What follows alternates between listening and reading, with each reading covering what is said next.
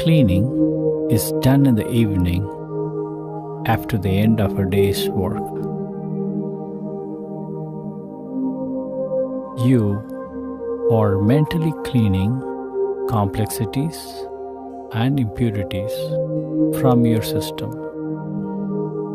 Sit comfortably, gently close your eyes and relax.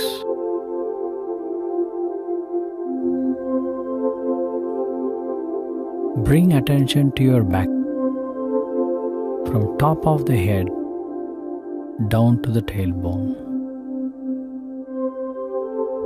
Imagine all complexities and impurities are going out of the whole system in the form of smoke. The smoke is oozing out from the entire back. Do not dwell on specific events or things to get rid of. Simply brush them off. Gently accelerate the process with faith and confidence. Apply your willpower as needed. Continue with the process for about 20 minutes.